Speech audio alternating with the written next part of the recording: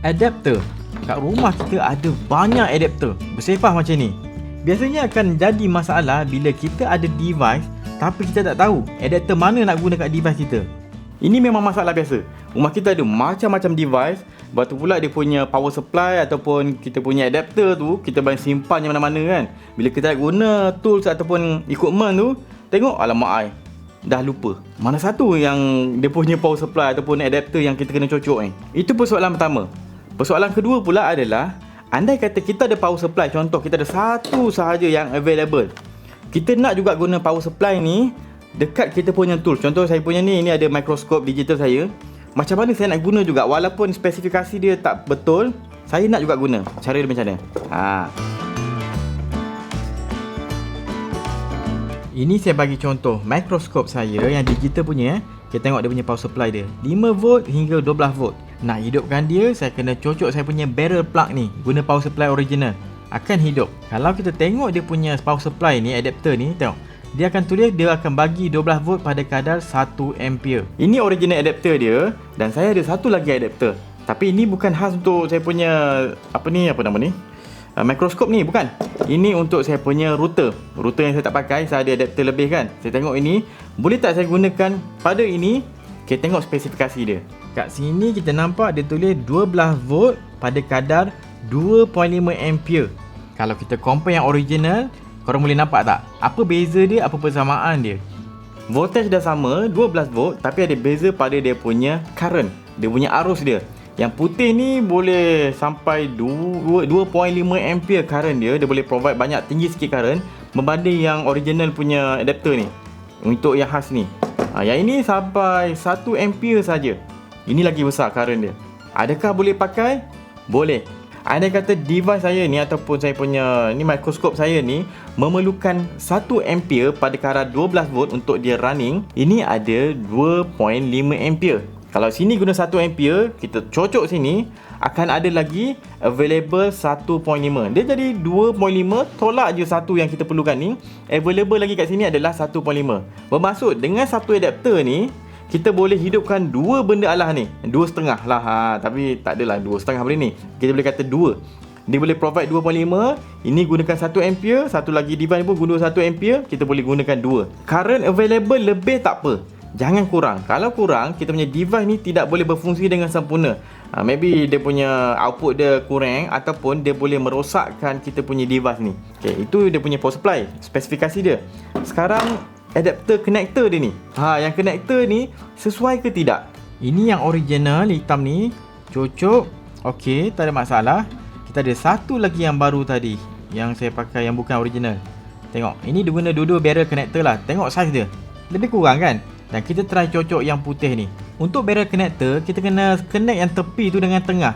Kalau dapat sentuh dua-dua tu, InsyaAllah cun. Sekarang kita try cocok di spark. Kita akan nampak dia akan hidup tau. Tengok, boleh hidup je. Dia menyala kan? Walaupun kita tak gunakan original punya adapter, still boleh hidup. Okay, ini simple. 12V memang benda ni boleh accept. Kalau saya ada power supply, ni, power supply gedabak ni, dia punya voltage dia lain. Voltage ni lebih besar daripada voltage yang boleh diterima oleh saya punya thermometer pula, saya punya mikroskop ni. Macam mana kita nak buat? Ini dah masuk soalan yang kedua.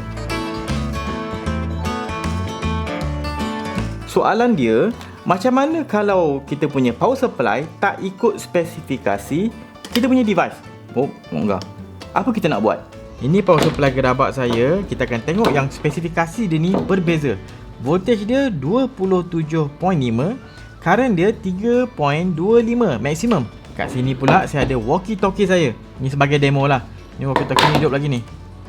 Okay, hidup lagi. Tengok dia punya charger dia. Dia perlukan dalam 10V. Masalahnya pula, power supply ni lebih besar daripada device kita. Kena ada orang tengah supaya boleh manage. Kat sini kita perlukan step down buck converter untuk rendahkan dan stabilkan voltage. Sini saya ada power supply. Kita akan tengok buat eksperimen test. Saya akan connect input dulu, positif dan negatif. Dan saya punya output ni saya akan connect juga. Cuma saya connect dulu clip wire ni, sambungkan pada multimeter saya. Yang kecil tu, ni multimeter digital saya lah. Saya akan turn on, kita akan tengok output dia. Ni dah on kan situ kan. Setkan power supply saya pada 27V, lebih kurang dengan power supply yang saya bagi contoh tadi kan. 27 sikit lagi. Okey, bila elektrik lalu dekat converter ni, voltage berubah. Nampak tu? Saya boleh naik dan turunkan. Kalau maksimum ni saya dapat dalam 26 lah. Dia tak boleh lebih daripada input. Sebab fungsinya untuk turunkan voltage. Contoh ni saya setkan sampai 10, sama dengan saya punya charger ni. Kita try Saya connect pada barrel connector saya dan cucuk dekat saya punya charger walkie-talkie tu. Nampak tu? Hidup warna merah kan? Power yang digunakan sekarang dalam 5 watt. Dia tulis kat sini 5 watt. Saya boleh turun naik voltage, tapi dia akan stay sahaja output kat situ. Macam kita demo tadi kan. Watt dia akan maintain dia 5 ke 4,5 lebih kurang macam tu. Dia bukan sekadar rendahkan voltage, tapi dia stabilkan voltage kita. Jadi itu kalau kita nak rendahkan voltage, DC punya voltage, guna step down buck converter. Kalau nak naikkan pula macam mana? Andai katalah kita punya ini, andai katalah contoh ini pakai 24V contoh. Yang adapter ni, power supply ni boleh provide 12V saja. Kita tak boleh guna ni step down. Ini untuk merendahkan voltage. Kalau nak naikkan voltage, kita pakai step up. Dia sama je lebih kurang. Ini step down converter, yang ini step up converter. Lebih kurang, tak banyak beza dia. Kita demo Try output connect pada multimeter. Saya turn on. Itu 5V tau input. 5V input, tengok output dia 17V. Saya boleh setkan sampai 24V yang saya nak kan.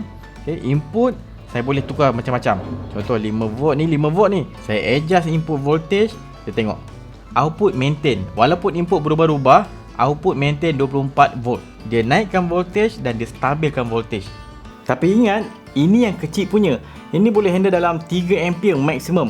Tapi saya tak sarankanlah pakai 3A. Sebab kalau pakai 3A ni, kita kena letak heatsink besar kat sini.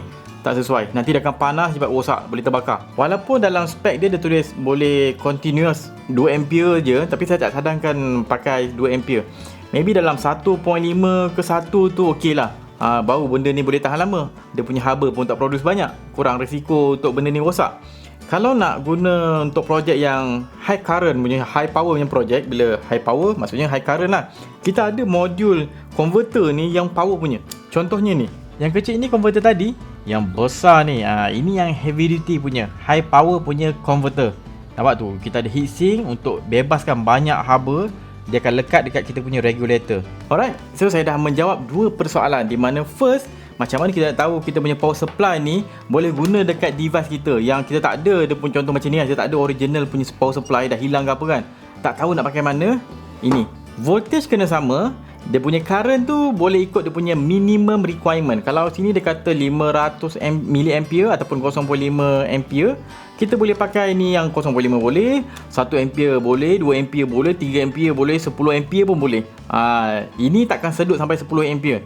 Dia akan sedut 0.5 je. Tapi tak optimum lah, bazir lah kita punya power supply yang gerabak-gerabak powerkan benda kecil macam ni. Satu lagi persoalan adalah macam mana kita nak convert tadi. Kalau kita ada adapter ataupun power supply yang ini sahaja nak guna untuk projek ataupun barang kita yang tak ada power supply kan, kita boleh modify gunakan buck converter. Ada step up, ada step down. Kalau low power pakai yang kecil, high power pakai yang besar. Nak buat projek DIY pun senang pakai benda-benda macam ni. Kita tak tahu kadang mana nak provide power ni kan. Mungkin kita punya projek ni kena 5V. Ada power supply 5V. Maybe kita nak dalam 6.8V kan. Macam peliknya voltage kita punya DIY ni nak 6.8. Macam mana nak dapat power supply yang 6.8? Pakai benda ni. Saya ada banyak benda ni. Tengok ni, saya punya tray. Banyak converter. Maybe dalam lebih 20 lah, 20-30 converter dalam ni. Bukanlah semua. Kalau macam yang tepi ni, saya ada TP4056 untuk charge bateri. Yang lain semuanya converter.